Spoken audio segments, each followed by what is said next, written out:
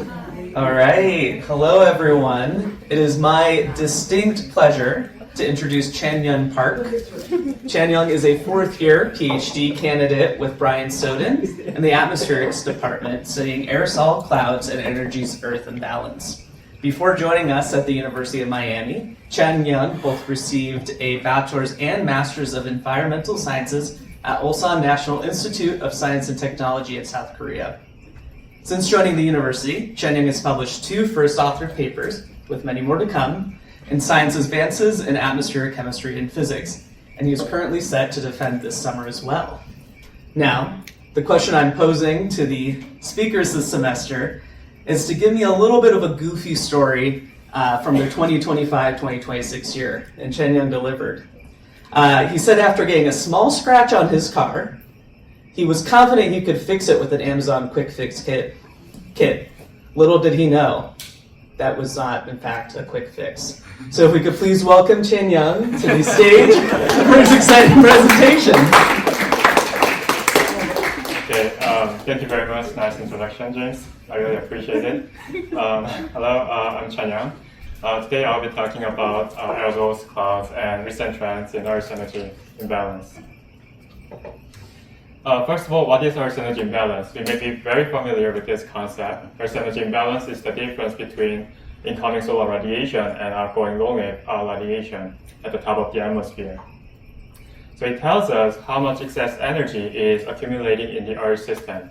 When this imbalance is positive, the Earth is absorbing more energy, the planet is getting warmer. Then how it has changed over time. This figure shows the global mean Earth energy imbalance from the series EVOP dataset covering the period from 2001 to 2023. The orange line represents the annual global mean Earth energy imbalance, and the blue line shows the linear trend of it, which is about 0.51 atometers squared per decade.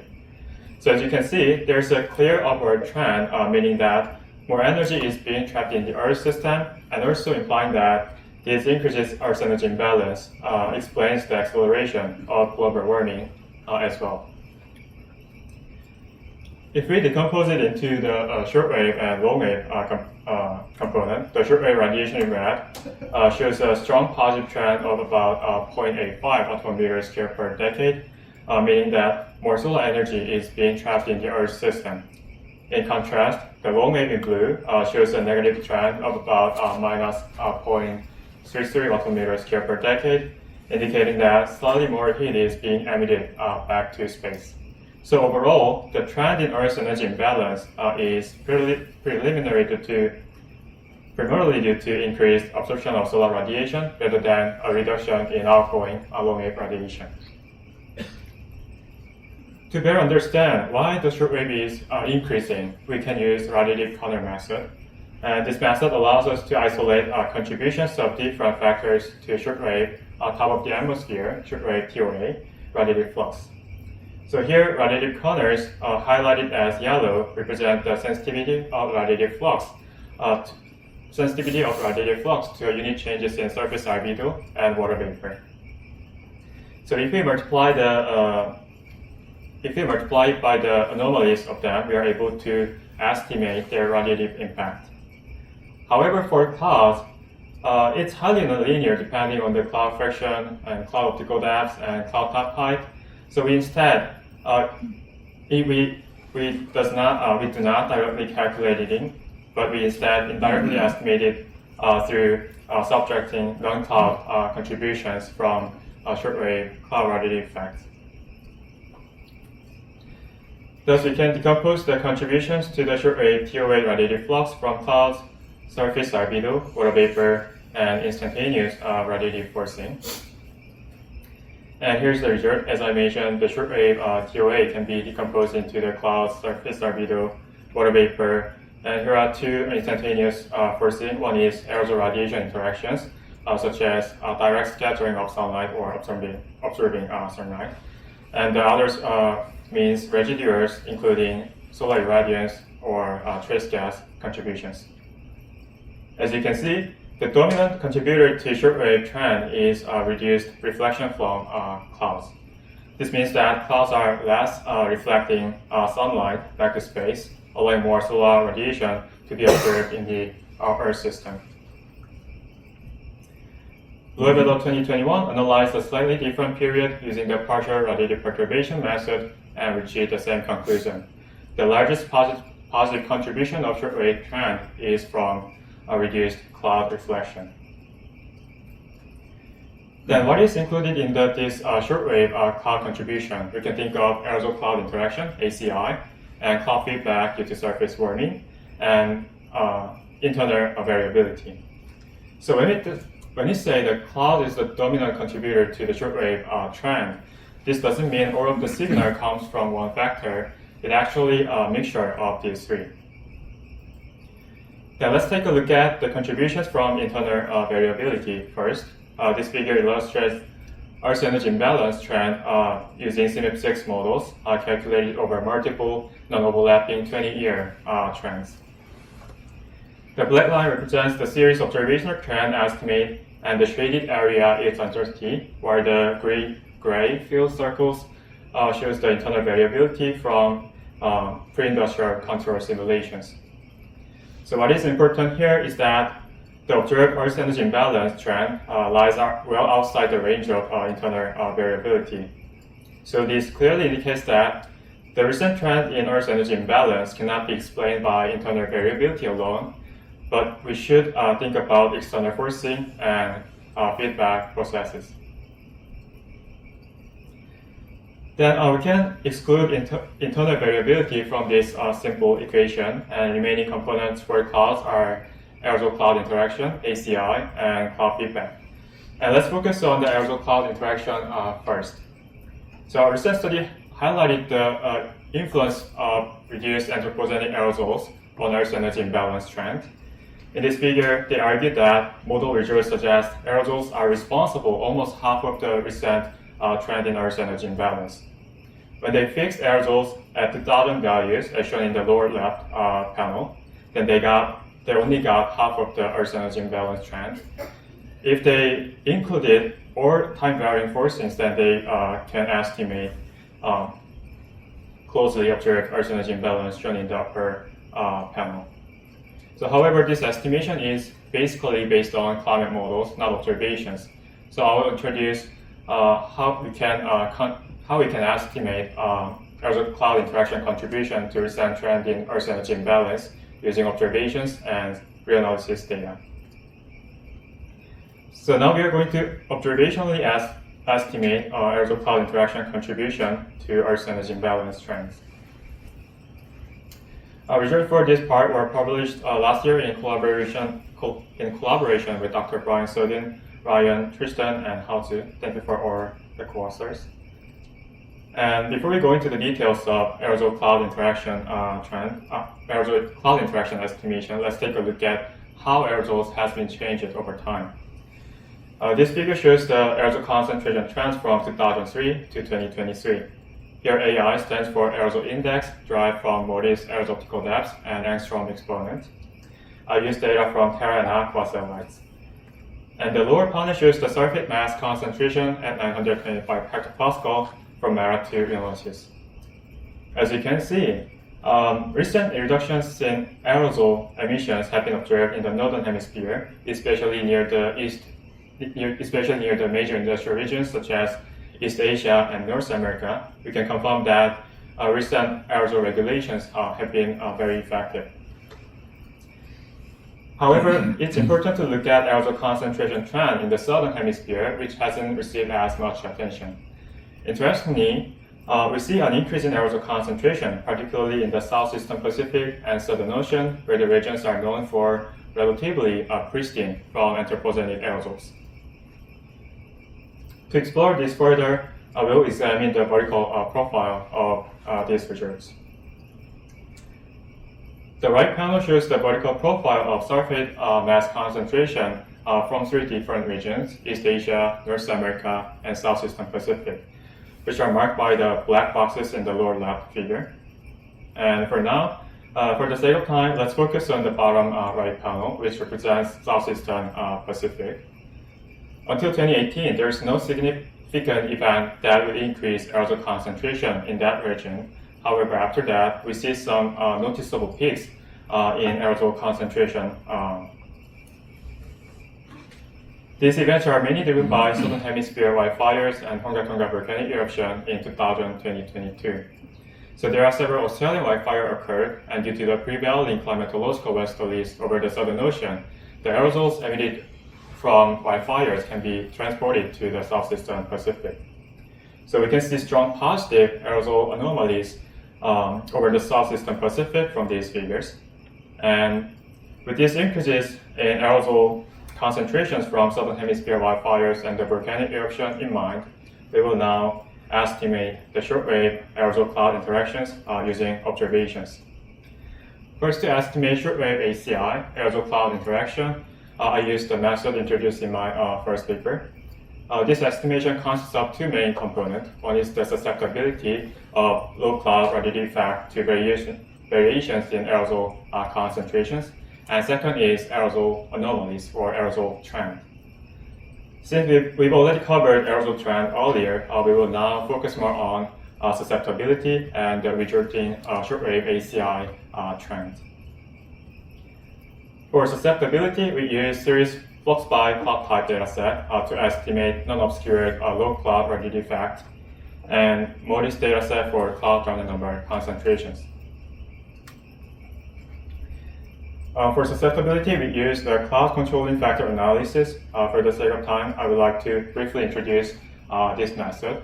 The main idea is to use multilinear regression to isolate for meteorological variables such as SST, estimate inversion strength, surface temperature advection, relative humidity, vertical velocity, surface wind speed, which are from MERA2 analysis.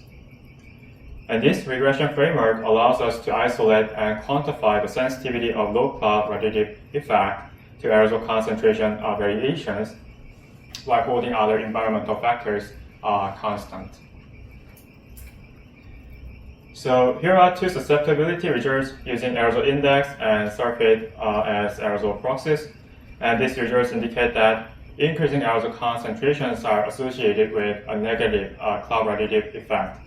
This is actually physically makes sense because aerosols have cloud droplets smaller, which is brighter, which means reflect more sunlight. And also aerosols have cloud to sustain without being precipitated. So that is why on a global scale, there are negative susceptibility. However, you can see some positive susceptibility. This is because aerosols have cloud droplets smaller, which means they are more easily evaporated by dry air entrainment. That is why some regions have positive susceptibility, but still in most regions where low cloud predominate show negative susceptibility values. So by multiplying this susceptibility with aerosol concentration anomalies, we can estimate shortwave ACI, which represents the effective radiative forcing from aerosol cloud interactions.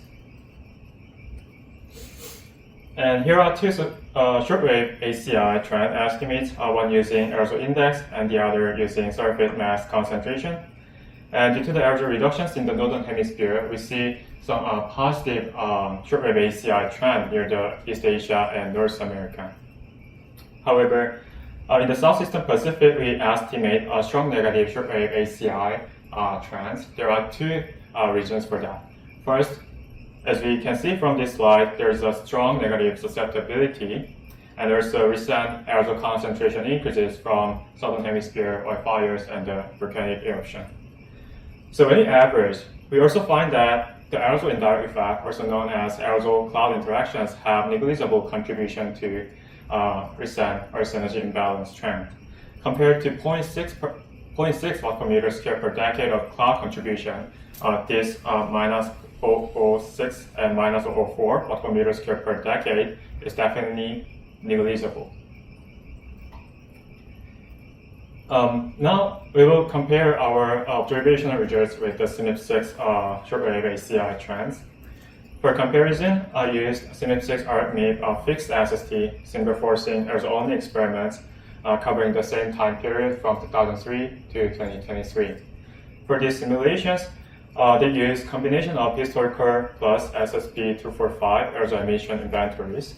And since these experiments are prescribed fixed SST and aerosol only forcing, we can simply estimate a shortwave ACI trend using this simple equation by just calculating trend in the shortwave cloud radiative effect from low clouds.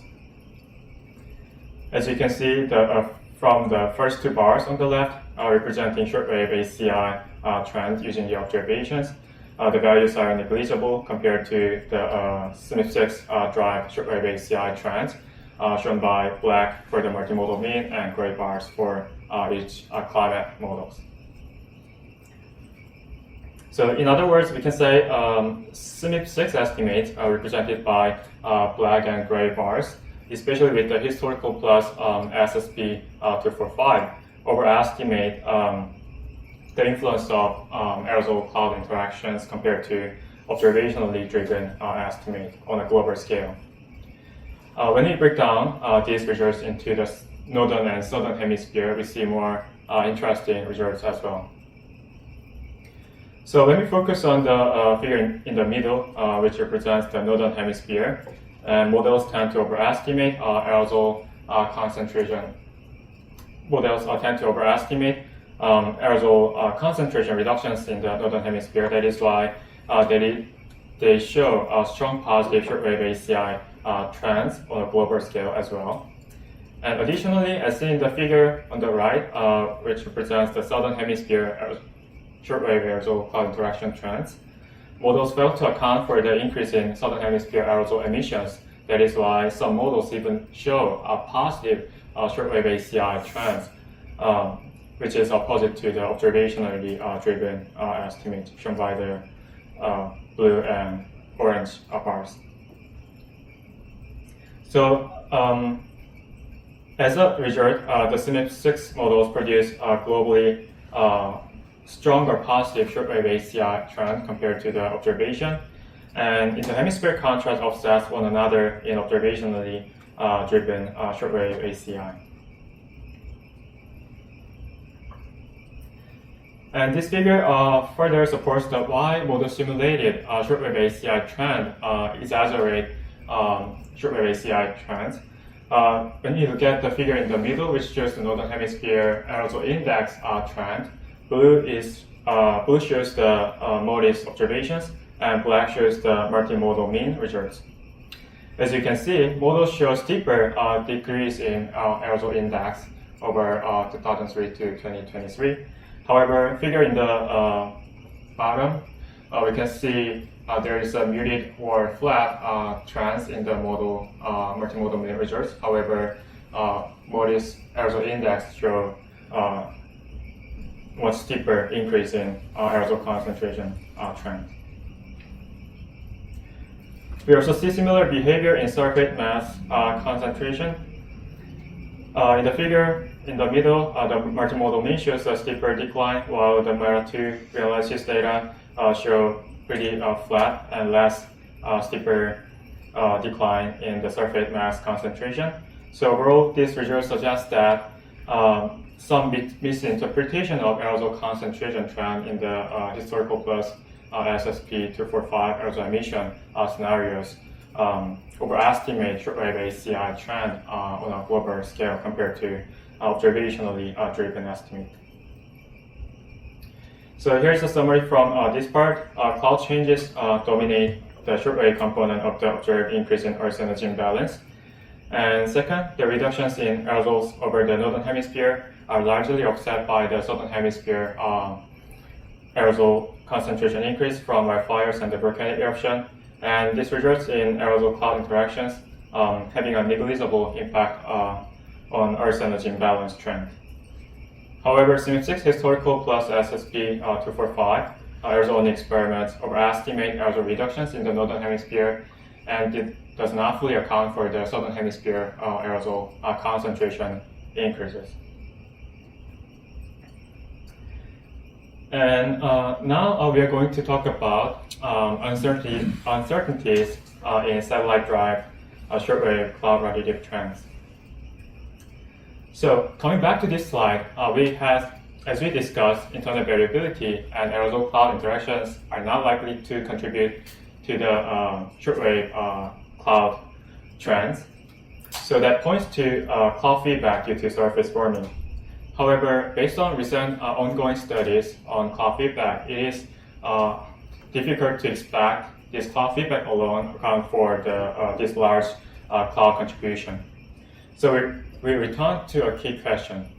How are we estimating this trend in the very first place? As I showed you, clouds are highly nonlinear compared to other non-cloud components such as water vapor and surface albedo. So we are not directly estimating cloud contribution. We instead subtract non-cloud contribution from shortwave cloud radiative effect. So here I added ADZ after the delta shortwave cloud, which means adjusted because we do not estimate it directly. So instead, it is adjusted by removing non-cloud contribution from shortwave cloud radiative effect. And also, we do not currently have an explicit radiative corner for aerosol direct effect. We instead are estimating this contribution using clear sky residue from water vapor and surface albedo. To check the robustness of this radiative corner method for aerosol direct effect, we test whether this radiative corner-based estimate is consistent with an independent method of partial radiative perturbation, which explicitly accounts for the aerosol direct effect in their radiative transfer calculation.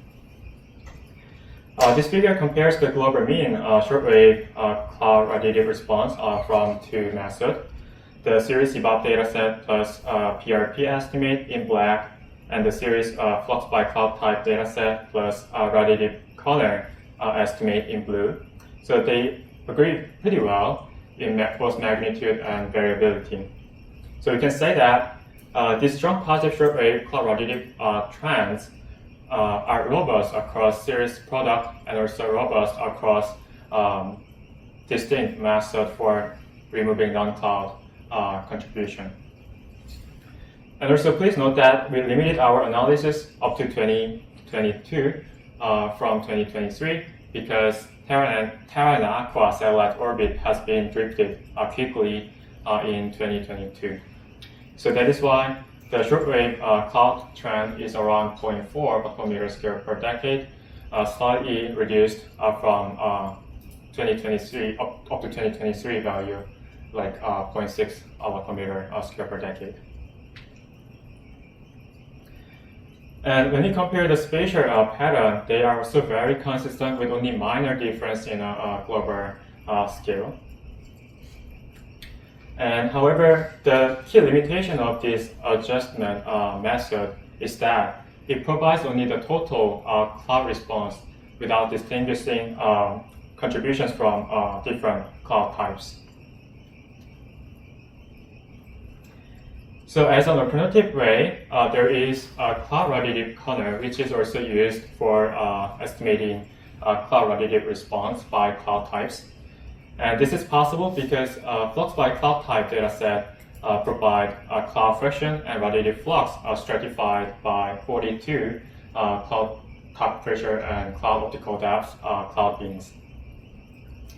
And this structure allows us to diagnose cloud changes in a cloud type reserved way rather than like total cloud response. So this figure shows the global annual mean shortwave cloud radiative corner (CRK) as a function of cloud optical depth on x-axis and cloud top pressure on y-axis. The shortwave cloud radiative corner is negative across cloud beams with larger magnitude for the optically thicker cloud. This is also physically makes sense because thicker cloud reflect more solar radiation back to space and producing strong negative shortwave cloud radiative effects. And the figure on the right shows the global mean cloud fraction trend across cloud beams. When we summed up all the cloud beams, we are able to estimate overall total cloud fraction trend, which is about minus 0.1% per decade. However, as you can see, the changes vary substantially across cloud types. For example, For the lowest cloud, there's an increase in cloud fraction. However, above that beam, we see a very strong negative, which means decrease in cloud fraction. So these two opposing changes partially offset one another and resulting in the globally and also small global mean cloud fraction trend. So overall, these results show that cloud fraction changes are highly heterogeneous across cloud types, which emphasize the importance of accounting for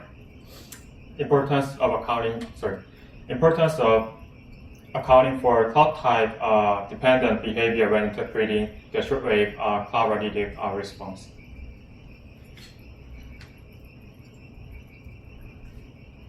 So multiplying the shortwave cloud radiative color by the cloud fraction anomalies and trend provide us the cloud type reserved global mean shortwave cloud radiative trends. And consistent with the cloud fraction changes, we see the cloud radiative response changes accordingly to the trends. Especially the shortwave, especially the CRK based estimation in the figure in the middle shows a strong spatial pattern that is very consistent with the adjusted based estimate shown in the left. However, in the global mean, the CRK cloud radiative corner based estimate explains only about 1/3 of the adjusted based estimate. And there's another interesting point is that the difference between the two methods. As you can see, the residual between the first two trends shown on the right has spatially very uniform positive, especially over the oceans, but it contributes a strong positive trend on a global scale. And this near uniform spatial pattern is hard to be explained with known physical processes, so we thought it may partly come from uncertainties in satellite observations. So next I will introduce 3 lines of evidence that support this interpretation. Okay, first of all, a core assumption of the corner is that it is time invariant. It represents a fixed radiative sensitivity of shortwave flux to unit changes in cloud fraction for a given cloud type. So under this assumption, changes in the shortwave cloud radiative response should come from cloud property changes such as cloud fraction, cloud optical thickness, or cloud top height, rather than systematic shift in corner itself. So a non-zero trend in the shortwave cloud radiative corner actually violate this core assumption. And as you can see, that is exactly what we see from this figure. The shortwave cloud radiative corner shows a robust positive trend across almost entire cloud beams. The trend in individual beams are very small. For the maximum cloud beam shows 0.006 atmometers per person per decade. This can be very small in absolute magnitude, but the key point is that these features is coherent and widespread instead of random noise. The problem is that the trend in shortwave cloud radiative corner does not stay in the corner itself. It effectively projects onto the shortwave cloud radiative effect. In the flux by cloud type cloud radiative corner framework, the shortwave CRE trend can be calculated as the sum of the two components. First is the cloud radiative response derived from the constant corner term. And second, a corner variability term that comes from changes in the corner itself. An interesting point is that the corner variability term figure on the right is even larger than the constant corner term figure in the middle in the global mean, which is about 0.139 versus 0.169 atmometers per decade. So even though the individual shortwave cloud radiative corner trends are very small, they can become radiatively meaningful once they multiply by the climatological cloud fraction. So in other words, a subtle but non-zero corner trend can be transferred into radiatively meaningful shortwave cloud radiative effect. And this is important because, as I mentioned, when we calculate the adjusted base estimate, we start from shortwave CRE, which means if there's a shift in corner, they effectively project onto the shortwave CRE, and then we are estimating adjusted shortwave corner radiative response with slightly biased high. So as a reminder of what the adjustment method looked like, so I included this. As you can see, it relies on shortwave CRE. So in other words, if shortwave CRE is biased slightly high, then the resulting shortwave cloud radiative trends will also be biased high. And another line of evidence comes from CMF6 results, where we can directly compare adjusted estimate and cloud radiative corner based estimate using the independent 20-year time period throughout the historical period. So to make this more realistic, we use historical plus SSP245, the simulations, where the forcings are very heterogeneous, like including the greenhouse gas and also aerosols, and there's also volcanic eruptions. And specifically, we compare these two methods for cloud radiative trends across 9 independent 20-year windows starting in 1855.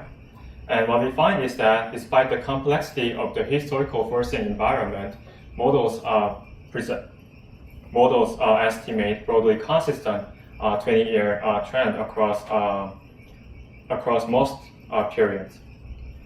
And as you can see, one exception is 1975 to 1994, shown in pink scatters. And this period includes the 1991 eruption in Mount Pinatubo, which injected a lot of sulfate aerosols into the stratosphere and increased direct reflection of sunlight and producing a pronounced cooling. During this period, adjusted shortwave cloud trend in the upper panel shows a more negative trend compared to CRK-based estimate. And this is quite consistent with enhanced direct aerosol effects that is not caused from cloud property changes.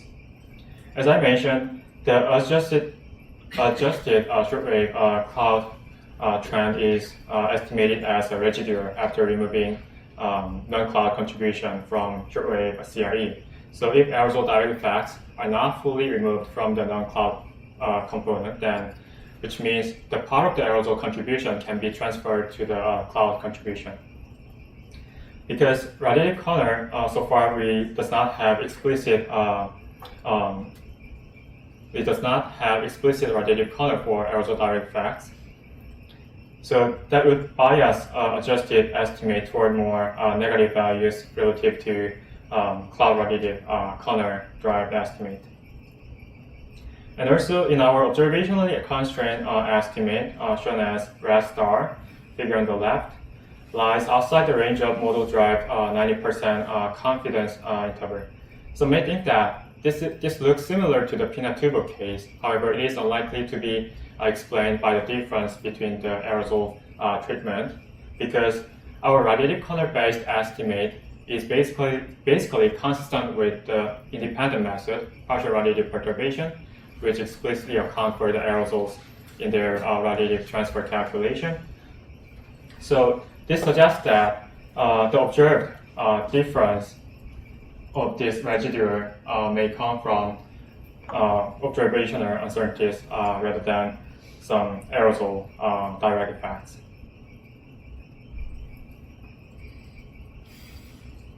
And here the left figure shows the difference between the two methods, adjusted minus CRK-based estimate during the period influenced by the strong aerosol forcing, like Pinatubo eruption. And for the models, the residual pattern is spatially very heterogeneous with clear regional structure, which is what we would expect when aerosol forcing is important. In contrast, the observed residual shown in the upper left panel is much more spatially uniform over the ocean. And this is also not consistent with what we know about aerosol concentration trend shown in the figure right. As you can see, the aerosol concentration trends are heterogeneous in space, so we would not expect these aerosol concentration trends make the spatially uniform observed residual global pattern. So taken together, the spatially uniform positive residual in the observation suggest some other observational uncertainties instead of aerosol concentration variations. And one last line of evidence comes from deep convective cloud albedo, DCC albedo trends, which are one of the well used for evaluate satellite radiometric stability. So DCCs are optically deep and diffusively reflecting clouds regardless of the viewing angle. And also they are not sensitive to the natural variability and also not sensitive to the aerosols.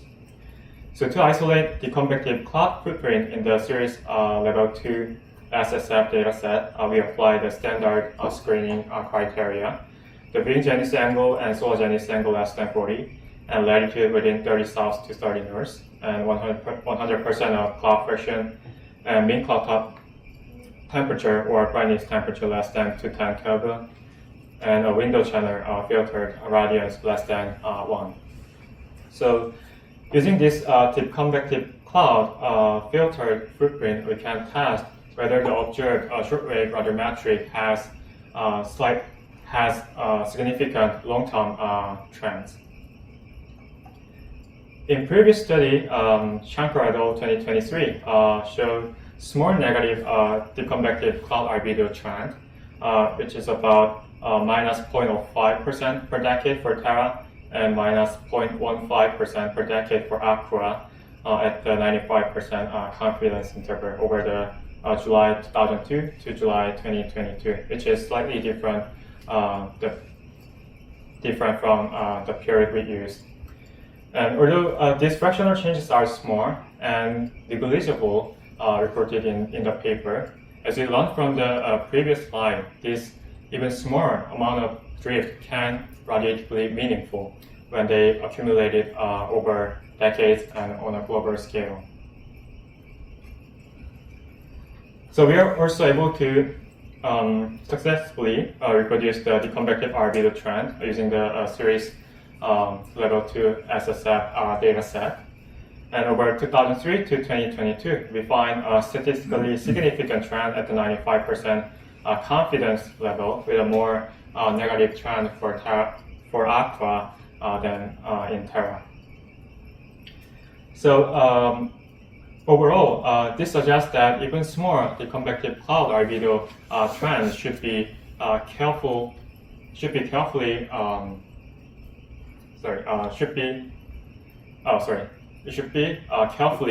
considered because of the it can be radiatively meaningful, and to be cautious when interpreting long-term shortwave satellite drive trends. So these are for the summary for this part. So adjusted versus cloud radiative-kernel mismatch. When we estimated cloud radiative response using the cloud radiative-kernel, it reproduces the pattern but explains only about 1/3 of the global mean of adjusted trend, leaving a large near uniform positive trend. And there are multiple lines of evidence pointing to uncertainties in the adjusted based trend. First, a small but coherent drift in shortwave cloud radiative-kernel across nearly all cloud types can project meaningful shortwave cloud radiative effect trends. And second, in CMIP 6, adjusted and cloud radiative-kernel generally agree, except during the strong aerosol forcing period, like Pinatubo, but still it's heterogeneous, unlike observations. And last, the convective cloud albedo exhibits subtle but significant negative radiometric drift, so motivating caution when interpreting long-term shortwave cloud radiative trends. So these are all I have for today, and thank you very much.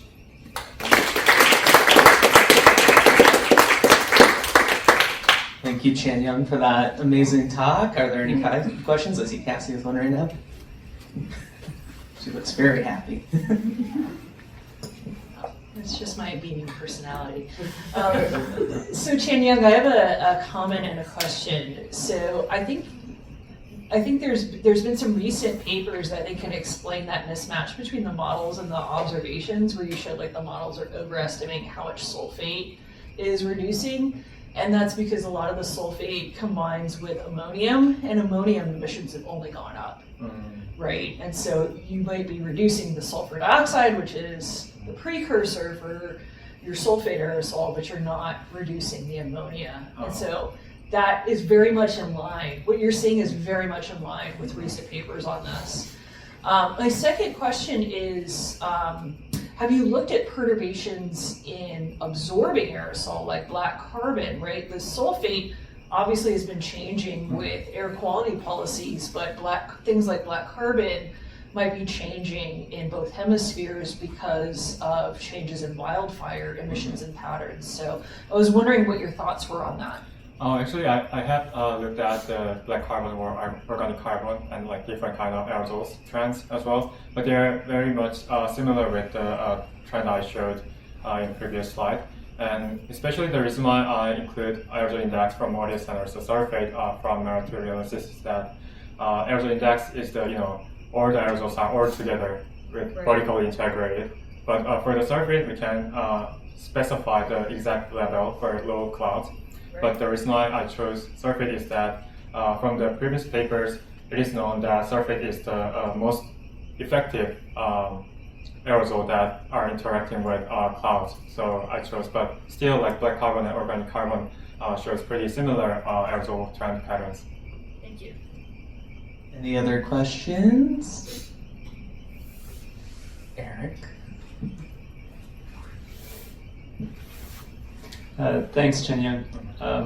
It looked like in the first part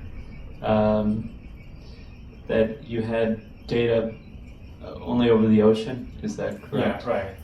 Was that the series part or the modus part? Because we don't have a direct measurement of cloud ground number concentration, so it is highly uncertain, especially over the land. Okay. So because they have also geography as well, so that is why I chose only the ocean part. Do you think there could be an ACI contribution from the land, and how big, is there an estimate of how big that might be? Yeah, that's a good question. Actually, when I looked at other different papers, it seems that, at least from models, the land contribution is not big enough to overwhelm the ocean contribution. So when I average spatially, then still it's pretty comparable magnitude. So yeah. Thanks. Can I ask another one? Any other questions? I have one, but okay. Every good time? Great job, Chanyoung. Can you go back to the change in the cloud radiative kernel by optical depth? I was just drawn to that low cloud bin. So am I interpreting this that those low clouds are becoming less reflective overall? Okay. So could it just be a manner of like maybe the bins are too large and they're occupying the top part of that bin? Do people want to like make more optical depth bins, or is there reason to keep it to this sort of like there's already a lot? Yeah, that's true. Yeah, that's really good question. because even though there are 6 cloud depth beams, but still they are pretty coarse, like 0.3 to like 379.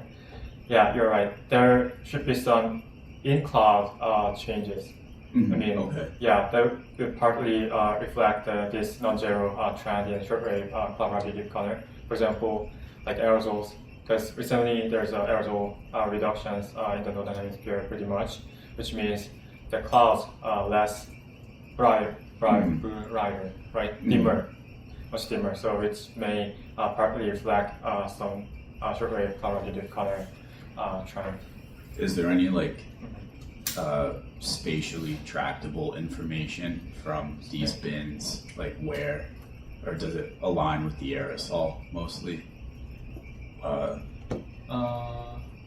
Yeah, actually, it contains the spatial information as well. So if we, look at each bin's spatial pattern, then we see some feature.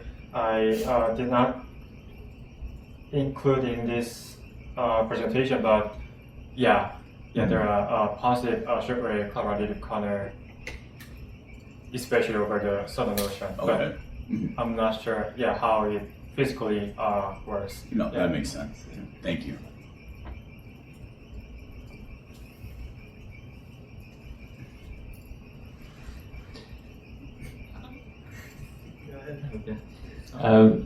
Just wondering if you could explain the radiometric drifts. Like those are in that's some error in the modus instrument or something like that. Yeah, that's a good point. Actually, from my side, it's hard to validate if the NASA's calibration is correct or not. But in a diagnostic sense, we can see some drift in this deconvective cloud albedo trend, which is ideally should be constant because it is far from aerosol variability as well, and also that is why they use this albedo trend as their stability test. But I'm not sure if I can do what specific part is wrong or not. Do you have a hypothesis?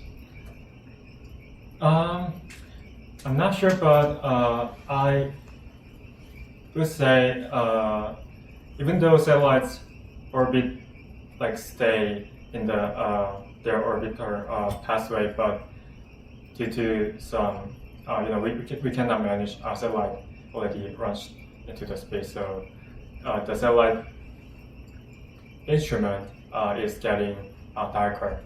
So that is why NASA tried to calibrate with their own algorithm or function.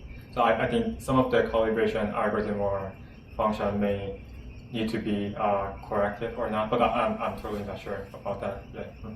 Thanks. All right, any final questions for Chanyoung? John? All right, well, let's thank Chanyoung once more for his fabulous talk.